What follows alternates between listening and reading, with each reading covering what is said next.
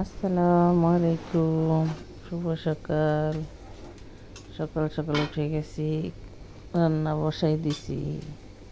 সকাল 6:45 উঠছি, ওই ঠাকাইটা কুটে রান্না করতে বসছি। 6:30 বাজে রান্না বসাইছি। যেখানে দেখতেন ফুলকপি আলু সিদ্ধ দিছি, একটু ভাপ দিয়ে রান্না করি। তারপরে যেখানে রান্না করবো গুঁড়া মাছ, আলু, সিম, টমেটো দিয়ে এটি কাঁচা টমেটো ভাজি। এখানে কাসকি মাছ দিয়ে রান্না করব, টমেটো ভাজি করব, ফুলকপি রান্না করব। এই মাছ দিয়ে ফুলকপি, সিম দিয়ে, আলু দিয়ে রান্না করব। ভাত হয়ে গেছে অলরেডি, ভাত 6টা বাজে বসাইছি। ভাত হয়ে গেছে, ফুলকপিটা ভাপ দিয়ে তারপরে মাছটা ভাজিয়ে রান্না করবো টমেটো।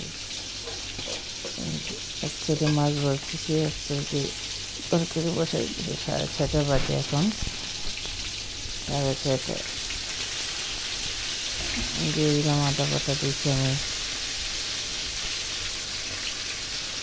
তারপরে একটু হলুদের গুঁড়া, ভালো করে কষাইতে হবে, ভালো করে মশলা মাখাইতে হবে। ভাজা ভাজা বন্ধ হচ্ছে। তারপরে ভালো করে নেড়ে ছেড়ে তারপরে একটু হলুদের গুঁড়া দিয়ে দিব।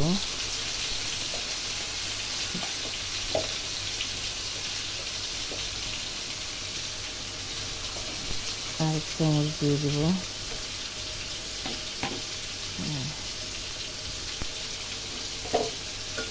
না রাখলে আমি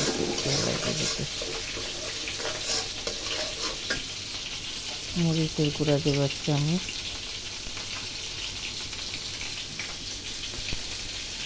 আর একটু দেব, নাহলে ঝাল হবে না।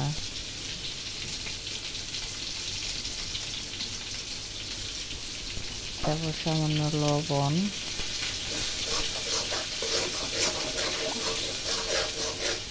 ভালো করে কষে পানি দিব একটু। পানি দিয়ে কষাইতে হবে ভালো করে, কষাইতে। কড়াইটা বড় হয়ে গেছে, কড়াইটা লাগছে ছোট্ট কড়াই, বড় কড়াই বসাইছি। এখন ভালো করে নাড়াচাড়া দিব, মশলাটা কষাবো।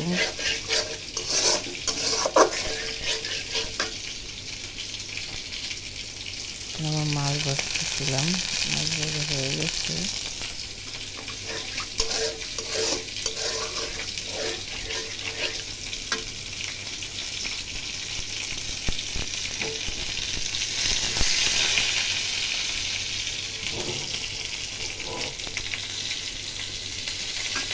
এটা কষাতে থাকলে তখন গুঁড়া মাছটা বসাই দিই, মানে কাচ্চি মাছটা বসাই দিব। এখন হাতে মাখে যেখানে ধুয়ে রেডি করছে, তেল দিছি, আলু, টমেটো, সিম, তারপর কাঁচামরিচ, পেঁয়াজ সব একসাথে দিয়ে তারপরে 1 চামচ মরিচ পাতি দিব, 1 চামচ হলুদের গুঁড়া দিব, হলুদের গুঁড়া দিব 1 চামচ, একটু সামান্য একটু দিয়ে দেব। তারপর 1 চামচ মরিচের গুঁড়া দিয়ে দেব ঝালের জন্য, যত কাঁচামরিচ দেওয়া আছে।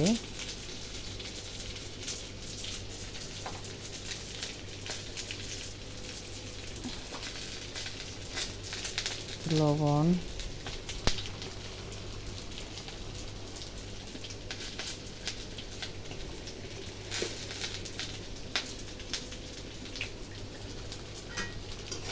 তরকারিটা আবার একটু লেগে যেতেছে না, কিন্তু ভালো করে নাড়তে হবে, পানি দিতে হবে। এখানে একটু সামান্য আদা বাটা দিব। আজকে পেঁয়াজ নাই, দুদিন ধরে পেঁয়াজ ব্লেন্ডার করি না, রান্না করতে পারি না। এখন একটু ভালো করে হাত দিয়ে মাখবো। আমি গুঁড়া মাছটা বেশিরভাগ হাতে মাখিয়ে বসাই। আমার তো গুঁড়া মাছ খেতে ভালোই লাগে। আমার বাবা খায় না, আমি খাই না। তারপর আজকে দোকানে দিব একটু, আর আমি দুপুরে খাবো, বাদ বাকি যা থাকবে সব আমার খেতে। এই জন্য অল্প অল্প করে রান্না করি, তারপর তরকারি মানে রয়ে থাইকা যায়। কারণ মেয়ে তো ডাল ভাত খায়, ডাল আছে আজকে, আর ডাল রান্না করি নাই। গুঁড়া মাছটা রান্নাম, আমি খাবো বেশি, আবার দোকানে একটুখানি। আর মাছ দিয়ে দিব, ফুলকপি দিয়ে দিব বেশি করে, আর কি টমেটো ভাজি দিয়ে দিব।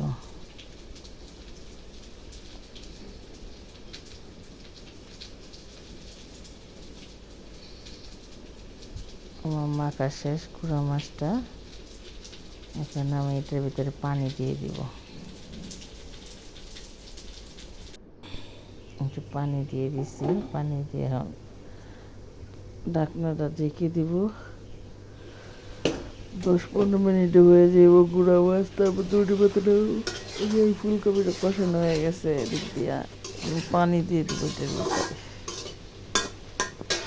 পানি দিয়ে উঠলে শাক দিব, শাক দিয়ে মাছটা দিয়ে দিব।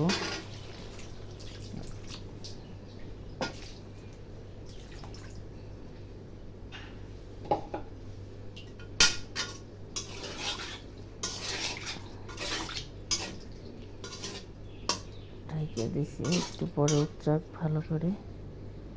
আলুটা দেখলাম হয়েছে কিনা, আলু একটু সিদ্ধ হবে।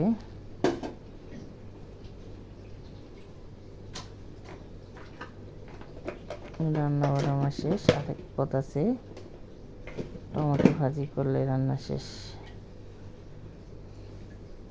লবণ দিতে মনে আমি ভুলে গেছি, এখন আবার লবণ দিতেছি।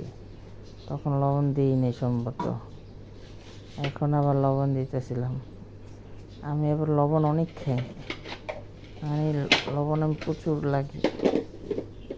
আমার মেয়েও খায়, আমিও খাই। লবণ ছাড়া মনে হয় আমার স্বাদই লাগে না, আমি প্রচুর লবণ খাই। কোনো সময় হয় তরকারির ভিতরে এত লবণ দিয়ে ফেলায়, আবার কোনো সময় আছে তরকারিতে লবণই হয় না। এই জন্য বাপের কাছে বকা খাই। কালকে বলছে, কী রান্না করছো, তরকারির ভিতরে লবণ টবণ হয় নাই। আমি বলছি, ভাই আমি সারা জীবন এটা, আমার মামাই সারা জীবন দেখে গেছে, কোনো সময় তরকারির ভিতরে লবণ বেশি দিছি, আবার কোনো সময় তরকারিতে লবণ হয়নি, আবার কোনো সময় তরকারি এত মজা হয়, কোনো সময় আমার এই অভ্যাসটা রয়ে যাবে।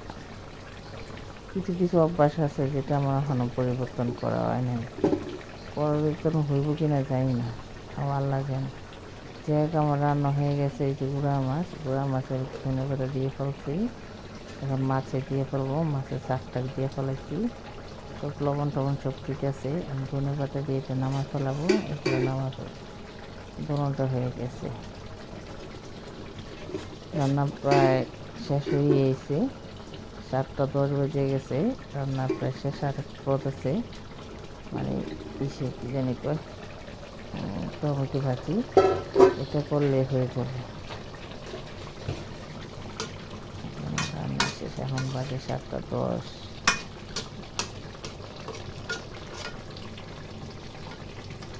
ঝোল রাখতে হবে, কারণ ডাল রান্না করি নাই তো, এই জন্য। ডাল আছে, কালকে ডাল আছে, আমার মেয়ের জন্য হয়েছে। আমার মেয়ে আবার ফুলকপি পছন্দ করে, ওই ফুলকপি দিলে সে খাবে, ফুলকপি আলু মাছ তো খাবেই না। যাই রান্না হয়ে গেছে, আমি কোনোটা নামা ফেলাবো এখন, সবটাই হয়ে গেছে। এই সাইডে গ্যাস নাই, গ্যাস চলে যেতেছে, এই সাইডে চুলায় পানি বসাই দিচ্ছি, নিবি গ্যাস আসছে, পানি ফুটে থাক। কাপড় চোপড় আছে অনেকগুলো, এগুলোকে ধুইতে হবে, অনেকগুলো কাপড় চোপড়। এগুলো আবার এখন ঘুম আসবো, যে ভাত ঠাট বাইরে দিয়ে ঘর ঝাড়ু টাড়ু দিয়ে ভাত বিদায় করে দিয়ে ঘুম আসবো। ঘুমের থেকে উইটা কতগুলো কাপড় চোপড় দেবো, বিস্তা করার কাজ আরও আছে, আমার প্রচুর কাজ আছে, ঘর মোছা রয়েছে, কাপড় চোপড় দেওয়া রয়েছে, ম্যাডামের বাসায় দিয়ে আসতে হবে, কামের শেষ নাই আমার। সংসারে যে আমার কত কাজ করতে হয়, সকাল সকাল উঠে দেখেন না, চুলা টুলা মুছতেছি। সকালে একটু উঠতে পারলে আমার সব কাজ এদিক দিয়ে একটু কমে যায়। আমি একটু পরিষ্কার মানুষ তো, বেশি মানে স্পিস করি, আবার রান্না করি আর চুলা মুছি, এটা আমার একটা অভ্যাস, এই একটা বদ অভ্যাস। চুলা টুলা পরিষ্কার থাকলে রান্না করতে ভালো লাগে, হাঁড়ি পাতিল মানে পরিষ্কার থাকলে রান্না করতে ভালো লাগে। আমি কষ্ট মনে করি না, আমি কাজটা খুব পছন্দ করি। আর বিশেষ করে নিজের কাজ নিজে করতে খুব পছন্দ করি। যাই হোক, দেখেন আমার মাছটা হয়ে গেছে। মাছটা মনে হয় গুঁড়া মাছটা খেতে অনেক মজাই হবে। জানি না, আমি খাবো এই 3টা বাজে ভাত, কারণ আমি তো যাই না। বাবা খাবে, তরকারি হয়ে গেছে, এখন নামায় ফেলাবো।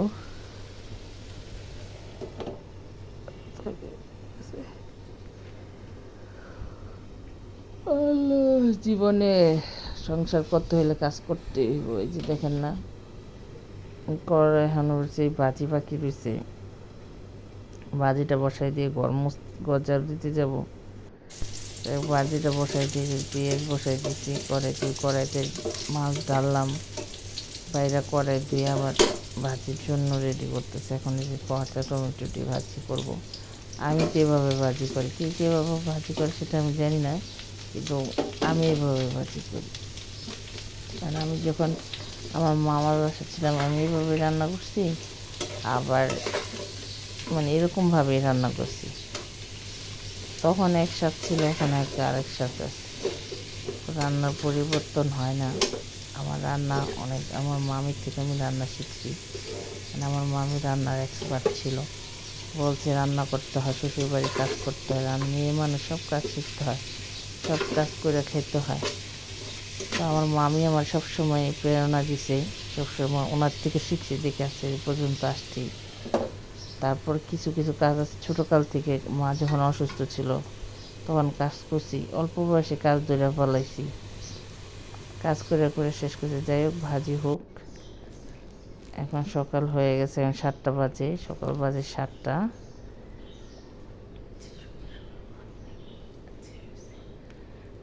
7টা বাজে, এখন এসে আমি ঘর ঝাড়ু দিব। ঘর ঝাড়ু তো রান্না শেষ, এখন ঘরটা ঝাড়ু দিয়ে বাইরে বাড়ি ঝাড়ু ঠাড়ু দিব। পানি তো ছাড়বো এখন। বাসি ঘর, ঘুমের থেকে উঠে বাসি ঘর ঝাড়ু দিতে আমার মামি বলছে সবসময়, বাসি ঘর ঘুমের থেকে উঠে আগে সবার আগে বাসি ঘর ঝাড়ু দিবা, নিয়ম এটা। যেমন হাজব্যান্ড দোকান থেকে যাওয়ার আগে বাসি ঘর ঝাড়ু দেওয়া ভালো। তো আমি সবসময়, ওর বাবা যখন ঘুমায় থাকে তো রান্না কমপ্লিট করি প্রায় 7:30। মাঝে মাঝে একটু দেরি হয়, 7:30টার ভিতরে রান্না আমার কমপ্লিট হয়ে যায়। বেশিরভাগ আমার 7:30টার ভিতরে রান্না হয়ে যায়। অলমোস্ট যখন 7টা বাজে উঠে তখন রান্না করতে 8টা বেজে যায়। তারপর বাবা যাওয়ার আগে আমি ঘরটা ঝাড়ু দিয়ে ফেলে, উঠে যদিও যায় তাড়াতাড়ি ইমার্জেন্সি ঝাড়ু দিই।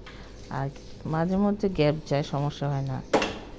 মেয়ে তো এখনও ঘুমাসতেছে, মেয়ে উঠলে তারপরে। এখন এই যে বাইরে বাড়ি আমার রান্না শেষ, এখন বাইরে বাড়ি যাবো, মোটর ঘরে যাব। যে এই যে মোটর ঘরে আসছি, পানি সুইচ দিলাম, পানি ছাড়লাম। 7টা 25 বাজে, পানি ছেড়ে দিলাম, পানি পড়ুক। আমি বাইরে বাড়িটা, খালা আজকে আসে নাই, খালা একদিন পর পর আসে। তো খালা যেদিন না আসে সেদিন আমি আবার বাইরে বাড়ি মানে নিচতলার পুরাটা আমি ঝাড়ু ঠাড়ু দিয়ে রাখি, ক্লিন করে রাখি। কারণ পাশে আমি ময়লা ঠলা তো দেখতেই পাই না, আমি একটু পরিষ্কার মানুষ বেশি, তো মানে আমি ময়লা ঠলা দেখতে পছন্দ করি না। পরে পরিষ্কার থাকলে দেখতে সুন্দর লাগে, মানুষ বলে না আপনার বাড়িঘর সুন্দর, এটা সেটা। এটাই গোছায় রাখি যেটুকু পারি, আমি যেটুকু চেষ্টা করি। তবে যে এখন ঝাড়ু দিছি না, আবার দুপুরে মানুষ সারাদিন ওঠা নামা, আসা যাওয়া আসা করে, ফ্ল্যাটটার ভিতরে বিল্ডিংটার ভিতরে অনেক মানুষ আসা যাওয়া করে না, আবার ভালো হয়ে যাবে দুপুরে। তারপর আবার দুপুরে ঘর ঝাড়ু দেওয়ার আগে, ঘর মুছার আগে আরেকবার ঘর ঝাড়ু দিব, তখন আবার বাইরে বাড়ি ঝাড়ু দিতে হইব, তখন ঝাড়ু দিতে হবে। এই অবস্থা। আর কালকে আসবো আবার খালা এসে আবার, খালা আসে 10টা বাজে, এসে আবার ঝাড়ু দেওয়া যায়। আমি 2 বেলা ঝাড়ু দিই। যাই হোক, ঝাড়ু ঠাড়ু দিব। এখন ঝাড়ু ঠাড়ু দেওয়া শেষ হইলে বাবারে ডাকবো, বাবারে ডাক দিয়ে বাবা যে বাথরুমে, আমি এসে বাটিতে পারবো, তারে বিদায় করব। সে আবার 8:15 বাজাও চলে যায় মাঝে মাঝে, অতিরিক্ত দেরি হলে 8:05-10 বেঁচে যায়, কিন্তু এমনি বেশিরভাগ 8:30 বের হয়ে যায়।